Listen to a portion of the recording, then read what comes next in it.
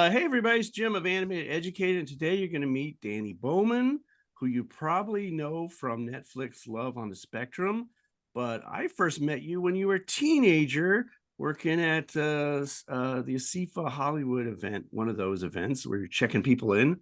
And and then you later on you were an animation student of mine at Woodbury University. When was the first time that you discovered animation? I remembered that, and I also remembered that I used to have a collection of VHS tapes of my favorite movies, especially like Disney animated movies that my parents bought me. So, what I remembered one point is that the character when I watch VHSs of many different Disney animated movies, I just what I do over and over again is what I did over and over again is that I played, stop, rewind, play, stop, rewind, play, stop, rewind. I was like trying to figure out how does it happen? How does each of the animation move? Later on, I figured out they're just pieces of moving pictures. So therefore, after I've done this fun little activity as a kid, I used to ask my parents to borrow a camera so I used to do a little bit of stop motion animation by taking pictures of my plush toys. What I did is I take a picture, then I moved a plush toy, then I take another picture, move the plush toy, and then I just repeat the same process. Then I would ask my parents to print out the pictures and then I would flip them. Even though I'm fascinated by that, I did not know this was animation at the time until I've gotten so much older. And then during during my elementary school years, I've started to practice with primitive software that were not quite animation related. That's before Toon Boom, and that's before Flip a Clip or other animation softwares. Used to do MS Paint, Photoshop, and PowerPoint presentations. But you know what's so fascinating about animation is that animation is not just any type is not just an art form. It's a medium of storytelling. And what's so fascinating about animation is animation can be a school of emotions. What does it look like to be sad? What does it look like to be happy or mad? Animation has etched has I mean Animation has helped me through my journey growing up as a person on the autism spectrum. Some people on the autism spectrum can be really fascinating visual learners, which means that means some of them know exactly how would and how would a character move and how would they react. That's compared to, for me, I find animated characters much more fascinating looking at their expressions than looking at the uncanny faces of real life people. Do you have any favorite animation artists that maybe inspired you to get into this? Well, I don't have particular favorites, but I can list you a couple of favorites. Like, for example, Lauren Faust and Craig McCracken are definitely one of my biggest animation influences. Not just the arts, it's not only that, it's the art style that I was influenced by. Plus, I was inspired by Sylvain Chomet, the French animation artist, which I later discovered while I was attending Woodbury University. And I've also then discovered um Darren Nextby, the creator of Star versus the Force of Evil, and the creator of Steven Universe, Rebecca Sugar, and Ian and Corey Lee Jones, who did OKKO Let's Be Heroes. These are the some of my influences. But the biggest but the biggest influence that want me to get into animation, even though he's not an animator, he's actually a video game designer and artist and the head of the video game company Game Freak, was Satoshi Tariji, the creator of Pokemon. Even though in the past I thought Satoshi Tariji was on the autism spectrum, but it turned out to be a hoax nowadays. Nowadays, it turns out to be a hoax, but even it doesn't matter whether Satoshi Tariji is on spectrum or not. I mean, if Satoshi can start his company at the age of 17, then I could start my company Danimation at the age of 14. The reason why I started my animation company is that not only I wanted to do more than just illustrating books or doing the little MS Paint animations, but also was inspired that I could make money by making those. And not only that, people on the spectrum we on the spectrum can be gifted, but we are also an untapped resource. And while you were at Woodbury, you made a film called Somebody Needs Me or Someone Needs You. I think that's what it's It's called. called Somebody Needs You. Yes. I Yeah. made the short film Somebody Needs You. This short film was created while I was at Woodbury University, but however, that was actually when I was taking that was the time when I was taking sophomore studio 1 and 2. And what's so fascinating about Somebody Needs You is that it's all the characters are voiced by the legendary late June Foray. Yeah, that's what I remember seeing it and going, "What? How did you meet her? And how did you get her to do your all the voices in your film?" I thought it was Well, not only I've got to meet her a couple of times at the Animation Guild, but also because Ruth Elliott Hilton, the head of the art organization EDU Designs that teaches children how to do like how art works and how animation works. Ruth Elliott Hilton was an animation veteran who knew of June Foray for a long time. well, yeah, I mean that was kind of towards the end of gosh, a few years later, I think she passed away or something, but yeah, I mean that's just amazing that you got her to do your voiceover and I always thought that was pretty I interesting. also remembered I drew a tribute art of the character that she voiced. She was best known as Rocky the Squirrel from Rocky and Bullwinkle show. I did that before. Unfortunately she passed away. Oh, well, but you still got to meet her and got to, man, she's in your film, so that's really nice. So also I remember when you were in at Woodbury, you participated in the 24-hour contest. And I remember you made some videos of the progress. So, because it's an all night thing. So, the first 24-hour animation contest happened during my junior year of Woodbury University, and I invited a couple of couple of classmates that I knew of that wanted to create this short film. It's so much fun, but the lessons that we've learned is that keeping ourselves organized. It's about us learning how to plan things ahead within a tight deadline before you execute it.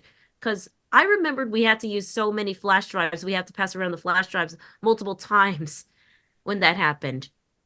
So Mhm. that is the lesson that we've learned about the 24-hour animation contest is to plan things out before we execute it.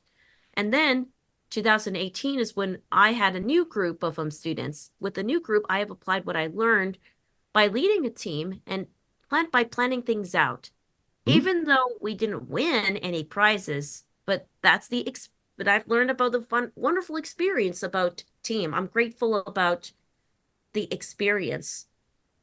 Yeah, I mean sometimes it's not if you didn't win the race, but you did get across the finish line and you got, you have something now that you didn't have 24 hours ago. So, that's another way to look at it.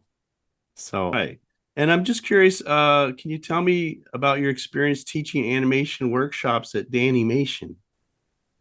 Well, so let me just start from the very beginning when Danimation started. It all began when I had one of my very first notable client jobs I had was to work with a famous filmmaker who is the Mm. head of Inclusion Films and the older brother of John Travolta, Joey Travolta. And Mm. at the time, we at Danimation, formerly we were originally called Parlay Animation Studios at the time, were trying to pitch our ideas to Joey at the time. Mr. Travolta declined our request to work on projects, but then I asked him, "How can we help you?"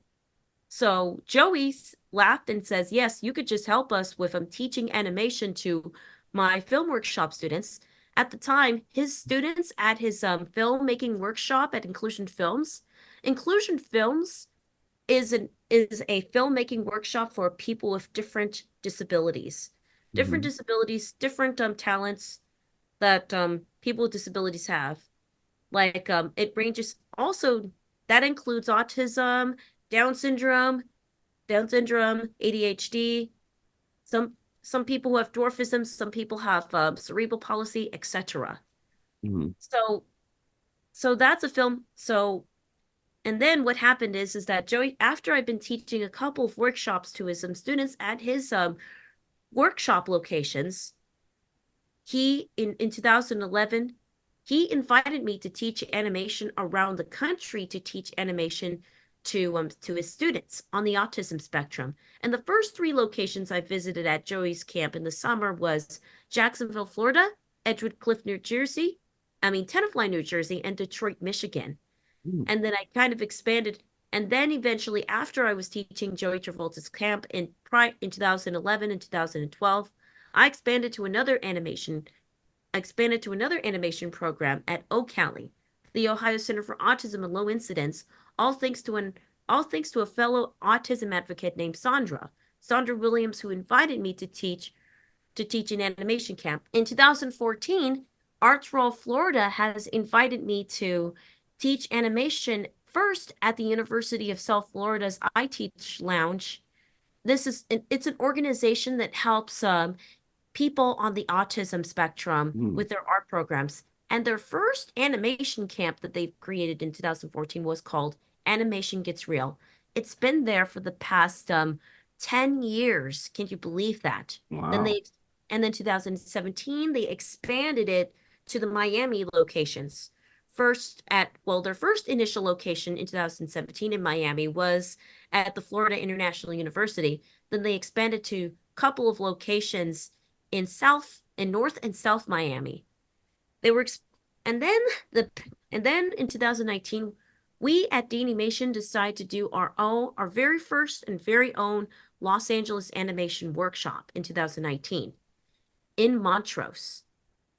And then the pandemic happened. That Even though the pandemic sucks, it gave us the green light for Danimation to teach animation virtually, 1 week summer workshops virtually. Plus, we now have expanded to teach animation to one-on-ones to students on the autism spectrum. And that really benefited, and that solidifies Dani-Mation's mission to educate, elevate, and empower people on the spectrum by helping them turn their passion in animation into a career. So now we at Danimation provide 1 week summer animation workshops in person and online, and we provide year-round one-on-one online animation sessions. And we also have the studio production at Danimation, where we do animation production projects in-house. I forgot to mention Danimation UK in 2019 for the teaching part, teaching camps What? part. See 2000? that? Wait. You have a Danimation in UK, is that right? That's right. We in 2019, in celebration of Dani-Mation's 10-year anniversary, we have expanded our Dani-Mation facility to the UK headquarters. Well, we don't really have a physical brick and mortar yet for Dani-Mation. We started the UK branch in 2019 with the help of our two good friends of ours who are autism advocates themselves. And we had our first UK camp in 2019 at the University of Plymouth in Plymouth, UK. And then we started the in-person UK camp in 2022 again. We not only we have the University of Plymouth camp again, but also we had our very first London camp at the University of Uxbridge. Yeah. Oh my gosh, you're international. We teach the free introductory animation classes every Saturday from 11 a.m. to 2 p.m. Pacific, each Saturday whenever possible. So, what we do is that we teach the animation basics to students on the spectrum. So yeah, gosh, I didn't know you did all that. Thank you so much. Yeah. So I know that my knowledge of love on the spectrum is kind of limited, but I did meet you and Adon at this year's Annie Awards. And has Love in the Spectrum opened up any opportunities? I got more speaking engagements. I got invited to a couple of more keynote speeches because I also keynote at different types of autism conferences around the country. And best of all, animation studios are now getting to recognize the autism community and they're going to provide, and it's so happy that there are recognizing people's talent now. We on the autism spectrum are no longer like Rayman. We are no longer like Rayman or any different types of stereotypes of people on the autism spectrum. We are all very different with different wants and different needs. And we on the spectrum can find love. We can also do adult things too. Sounds like Love in the Spectrum opened some doors there. And Well, uh, and also, one fun fact about Love in the Spectrum is that Love in the Spectrum has won 3 Emmys. It it won 3 primetime Emmys, which means, I mean, it won 3 Emmys for best reality show overall, one for best casting, and one for best editing. Three. And season 2 is also successful. It leads to a bigger wave. Once season 2 was released, there's a diversity of new casts, and then Love in the Spectrum has been confirmed for season 3. So exciting! all right, great. Well, But however, I cannot tell you the important details or post anything on social media. right. Okay. So I do see that you have a on your YouTube channel, you've spent a lot of time promoting autism and related events. And you've also got a YouTube channel that has a lot of videos. A TikTok and an Instagram. So TikTok was one of my great ways, was one of the great social media platforms I use for my daily TikToks, because the biggest responsibility for after being filmed for Love in the Spectrum and once it's released, you got to keep up your followers, you got to keep up your fans, the pressure, all of this. The good thing I like about being on Love in the Spectrum and getting all these TikTok followers is getting some people get free stuff from those. But that's not but it's icing on the cake though. But but the most important thing is I go to so many great events and getting to network with professionals. I mean, Right. getting especially animation professionals that want to work with me. And and that's the benefit about being part of Love on the Spectrum, being recognized. What do you have any, speaking of new animation projects, do you have any that you are working on now or? He just completed an Easter Seals Disability Film Challenge film. This time I did not lead the challenge because I was like overly busy, but I did the animation segments for the live action short film about a cat that always wants treats. Oh, okay. It's called Treats for Toonses, which is created, directed, and filmed by my good friend of mine who's on the spectrum named Ben Ashvin. Sometimes he likes to go with the username Buzz and Ben. But Ben Ashvin, it's basically a short film about himself and his cat that always wants treats all the time. And that is for this year's Easter Sales Disability Film Challenge. Another one that we've just finished that we're premiering at Comic Con is by my student Peyton Hepler, who is my animation student during my one-on-one animation sessions at Danimation. And her short film is called Isaac and the Firefly Queen, which is a story about a little boy that is looking for, it's about a little boy that meets the queen of the fireflies, who told him to go on the quest so that way to find the stone that will recover the firefly population and save her kingdom. Another animation short film that we are currently working in progress is called Too Smart to Be Trendy, starring the famous voice actress Rosie O'Donnell. Mm. Do you know who Rosie O'Donnell Oh is? yeah, sure. Yeah. She was in What's Tarzan and Oh yes, she's the voice of Turk, and we had her last year as our voice acting instructor for our last year's Los Angeles Animation Workshop in 2023. So we have the clip of Rosie O'Donnell teaching voice acting. Too Smart to Be Trendy is about a young teenage girl that tries to fit in with a couple of her so-called friends that are following the trends, but she struggles between following the trends and but she gets help from an online YouTuber that teaches her the importance of focusing on her true self. I was just wondering if you had any advice for anyone interested in learning or getting into animation, or maybe finding out more about your Danimation program. So, I have a couple of most important tips for anybody that wants to get into animation. So, first of all, it doesn't matter how old or it doesn't matter how old or young. There's no tomorrow when it comes to starting. There's no age limit whenever you want to start your endeavor of starting your animation endeavor. Second, it's also good to get some help from your trusted friends or family that can help you get your company start, or I mean get your animation endeavor or animation career started, because nobody does it alone.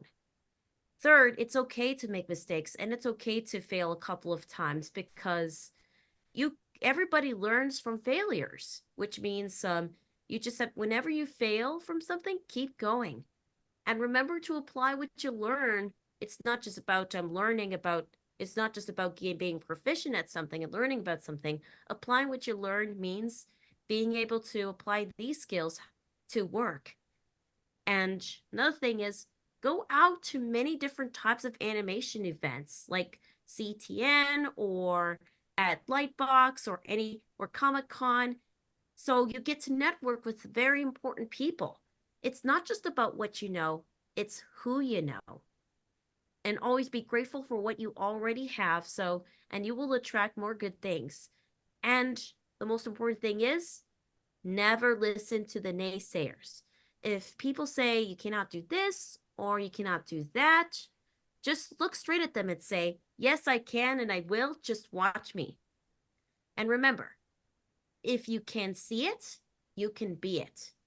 So if anybody would like to learn about my animation company, you can go to www.danimationentertainment.com. We are also providing free introductory animation classes from 11 a.m. to 2 p.m. Pacific. So if anybody's interested in registering, so you could register at daniacademy.com/free. Or you could just look me up on social media. I have Dani Bowman and I have Dani-Mation Entertainment on Facebook, Dani Bowman and Dani-Mation on LinkedIn. I also have an X called Danimation ENT. You can also follow me on my social media under as an autism advocate and influencer under Dani Bowman 1 on Instagram, TikTok, and Threads. Or you could just Google me. I'm also going to provide a link tree in the description as well. Definitely got a lot of ways to find you, so that's good. So all right, so yeah, well, I want to thank you for coming on Animateducated and just catching up, and good to see you again and hearing what you're Great working on seeing you now. too, Jim. Yeah. And it's been a while since and it's great catching up with you, Jim. Yeah, yeah, and I'm sure we'll see each other at some animation event, in the near future. So yeah, definitely. Righty, thank you. Well, there you have it. I hope you enjoyed that interview with Dani Bowman, and check out her Danimation website and YouTube channel. And if you enjoyed this interview in any way, you can press that button right there to subscribe, or you can scroll down to see what other interviews I have below, or you can take a look at these two videos here, and we'll see you next time on